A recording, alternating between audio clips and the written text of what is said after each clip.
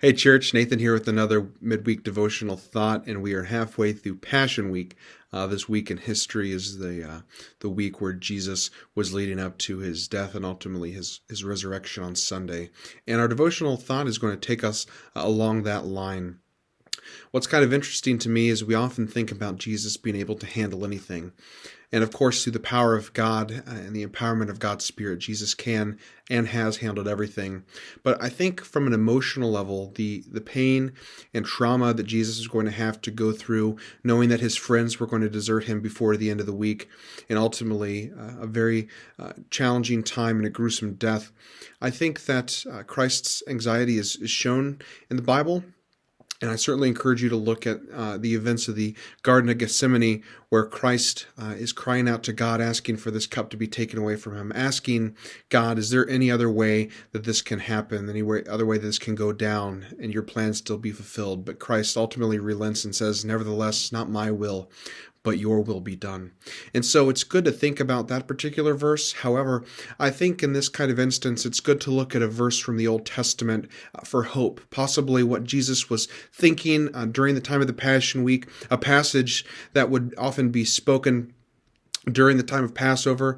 It's a passage that just relays hope in a time of suffering, and that's going to take us to Isaiah chapter 25 and verse 8. And it says this, "He, as in God, will swallow up death forever. The sovereign Lord will wipe away all tears from all faces, and he will remove his people's disgrace from all the earth. The Lord has spoken." What's particularly powerful about this kind of passage is that it doesn't focus on the suffering as much as it does the promises that are going to be fulfilled from God's mouth. There is power in suffering. There is power and agony in what Jesus went through, but there is ultimate power and ultimate hope in a God that fulfills his word always. Through Jesus, we now have the hope that God will swallow up death forever, that there is a day that is coming where there'll be no more death or sorrow or pain. The sovereign Lord will wipe away all the tears from all their faces, and all the people's disgrace will be removed from the earth.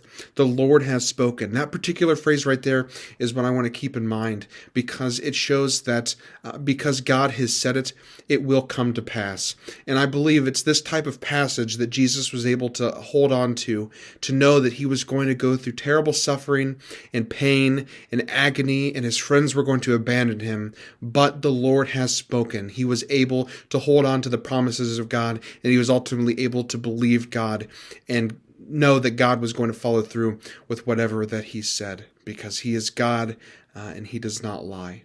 And so this week, if you're going through a particularly difficult time, if you're going through a time of suffering and pain, know that you're in good company because Jesus was there along with you. Take hold in the promises of God, knowing that there is a day that is coming where your tears will be dried up and wiped away by God's hand, and death and pain and agony will all be swallowed up forever. So really want to encourage you to meditate that way this week, and especially as we approach Easter Sunday, which is a day of ultimate hope coming to pass, as well as just total rejoicing because Christ has overcome the grave and God has kept his promises. So I hope you have an excellent rest of your week, and I hope to see you on Sunday. May God bless you all.